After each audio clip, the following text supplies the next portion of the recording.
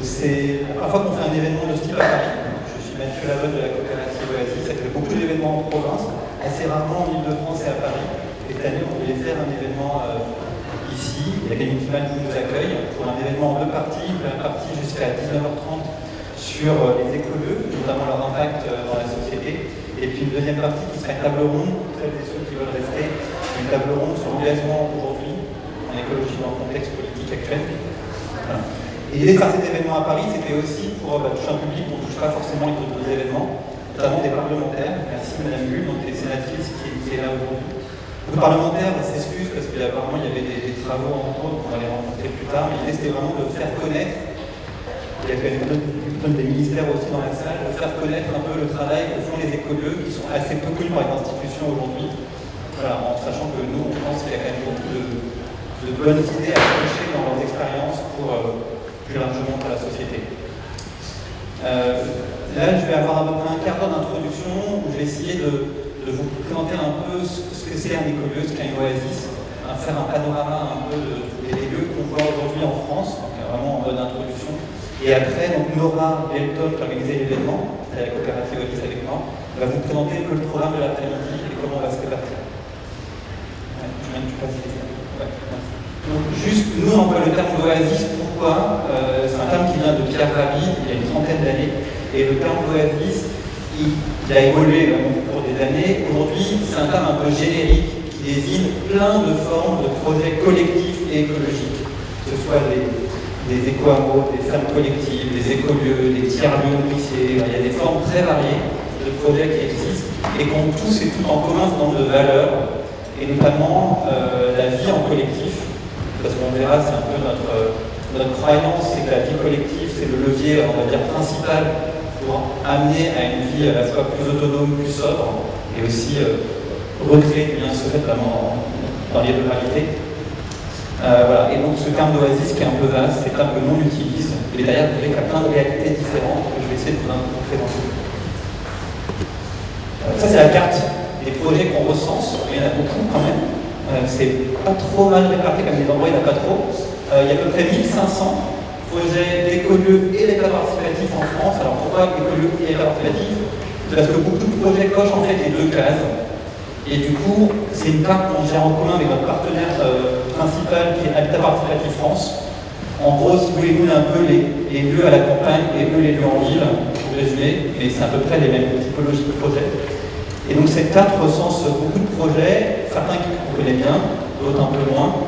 Nous, en tant que réseau des écolions, on a à peu près 400 lieux aboutis avec lesquels on travaille vraiment. Il y a des lieux qu'on connaît, avec lesquels on n'a pas forcément une relation de travail, on n'a pas accompagné, on n'a pas financé. Voilà. Mais ça fait quand même 1500. Et ça fait au total à peu près 20 000 habitants en France, un peu plus, peut-être 25 000 maintenant, habitants en France. Donc vous voyez, c'est à la fois beaucoup et en même temps pas beaucoup. Ça fait qu'en France, aujourd'hui, il y a une personne sur 2500 habitants d'écolieux. C'est déjà ça, mais il y a encore beaucoup plus à faire. Ouais, je viens de le faire. Alors, ça, c'est juste pour introduire des statistiques, mais je ne vais vraiment pas les détailler. Donc ça, vous voyez, ça c'est le nombre de projets qui évoluent chaque année. Donc ça, c'est les nouveaux projets par an, c'est pas le total, c'est le nombre de nouveaux projets. Vous voyez qu'il y a quand même une augmentation. Donc même si ces derniers temps, notamment depuis la hausse des coûts de l'immobilier, des emprunts, des travaux, etc., c'est vrai que c'est un peu freiné. Donc on voit deux pics. Ici, c'était une formation pour créer son oasis. Il y avait suivi par 40 000 personnes. Il y a eu plein de projets qui ont été créés. Et il y a eu un pic, vous voyez aussi, après le Covid, qui a donné beaucoup d'idées à des gens pour essayer de vivre un peu autrement.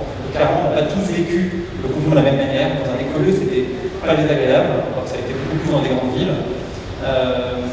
Voilà. Et donc on a comme ça à peu près, on va dire, une centaine de projets par an qui se créent chaque année. Et nous, notre but, évidemment, c'est de faire que ça s'accélère, que plus de monde puisse accéder à ce mode de vie. Je ne vais pas trop détailler le reste, si ce n'est que juste une info. Ce qui est un peu particulier, c'est que vous avez les projets aujourd'hui, il y en a de plus en plus qui prennent en milieu rural. En fait, il y a quand même aujourd'hui, pour différentes raisons, on n'a pas le temps forcément de regarder, plus de projets qui vont s'inscrire en milieu rural qu'en milieu urbain, ce qui n'était pas le cas avant. Même si les projets en milieu rural sont sur des plus petits projets avec moins d'habitants.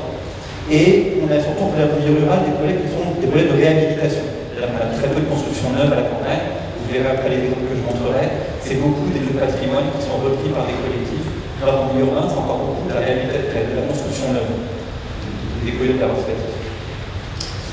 Et donc là, je vais vous présenter en fait 6 catégories. Alors, c'est une relation qui vaut ce qu'elle vaut, c'est juste pour montrer un point qui nous est très cher, et peut-être un peu un leitmotiv pendant ces 2h30 qu'on passera ensemble, et la diversité des projets.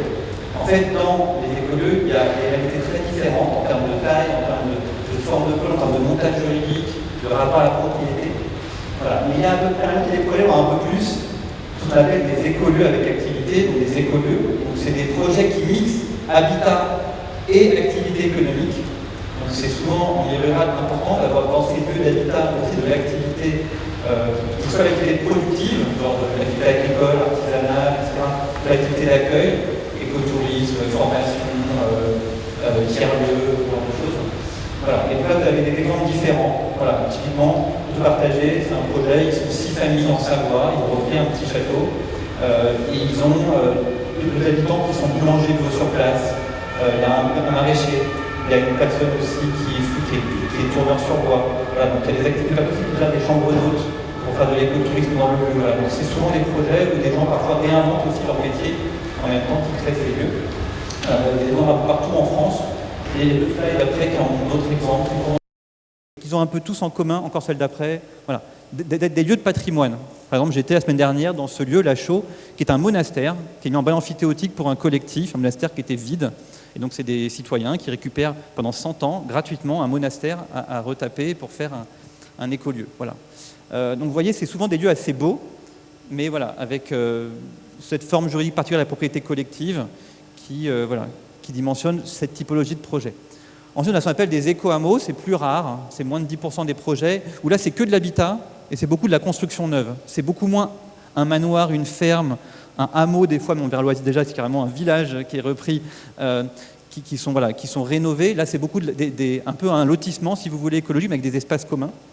Donc, l'éco-hameau de la Cervantille en Dordogne, l'éco-hameau de Verfeuille qui est dans le Tarn, l'éco-hameau du Plessis en Eure-et-Loire, et Colline dans les Vosges. Voilà, des projets différents qui sont plutôt sur un schéma, on va dire, entre guillemets, de lotissement, avec chacun sa maison, et avec derrière des espaces communs.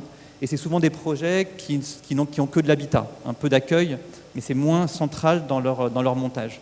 Mais par contre, l'avantage de faire des projets, c'est un peu plus simple juridiquement, c'est de pouvoir avoir des projets parfois qui atteignent 20, 25, 30 familles, là où les écolieux d'avant, c'est beaucoup en général entre 5 et 12 familles, la plupart des projets. Alors il y a aussi dans notre réseau beaucoup de communautés historiques qui sont actives dans le réseau, qui sont souvent des lieux un peu exceptionnels, souvent des patrimoines anciens assez grands, et c'est souvent des vies communautaires qui sont mises en place autour d'une raison d'être qui peut être soit d'ordre spirituel, religieux ou politique, où il y a une vocation donnée. Par exemple, Longomaille, c'est un célèbre lieu anarchiste qui a plus de 50 ans maintenant dans le sud-est, voilà, qui existe et qui continue à se développer. Il y a des lieux plus spirituels comme la Saint-Antoine ou la ferme du Plessis, des lieux aussi qui font plutôt de la formation, comme en Île-de-France, comme plutôt de la transition. Voilà. Et donc ça, c'est des lieux, souvent des gros patrimoines repris par des associations, donc c'est vraiment des biens communs, voilà, autour d'un axe fort, d'une raison d'être assez marquée. Ça, c'est à peu près 10% des 400 lieux avec lesquels on travaille aujourd'hui. On a des écolieux de jeunes. Alors ça, pourquoi je le sépare des écolieux, c'est souvent des formes juridiques légèrement différentes, avec un mode de vie qui est plus proche d'une grande coloc, où il y a souvent chacun a sa chambre et après beaucoup d'espaces communs. Donc il y a des exemples assez variés, aussi pas mal d'habitats légers, notamment au village du Bel Air. Voilà. Et donc ça, c'est des lieux qui souvent se transforment avec le temps, avec des personnes qui peuvent avoir des enfants, des jeunes qui ont des enfants, des personnes d'âge différents qui rejoignent. Mais c'est aussi dans le réseau la génération, on va dire, des vingtenaires, trentenaires, qui crée des lieux aujourd'hui assez engagés sur la question de l'écologie et qui vient aussi contribuer dans le réseau à amener de nouvelles thématiques qui renouvellent aussi ce réseau. L'État participatif, alors ça c'est un peu plus classique. On a dans le réseau à peu près 15% de projets qui sont dans cette case-là, qui comprend aussi ce qu'on appelle les habitats inclusifs, donc des projets plutôt tournés vers soit des personnes âgées, soit des personnes en situation de handicap. Donc voilà, Éco-Ravi dans la Drôme, Mascobado à Montpellier, Les Colibres à Fort-Calquier. Voilà, c'est des projets souvent en construction neuve, assez grands, souvent assez coûteux. Donc c'est souvent des gros projets à monter, qui impliquent parfois des bailleurs sociaux ou voilà, des dynamiques peut-être plus sociales aussi, parce qu'elles sont plus proches des villes. Voilà.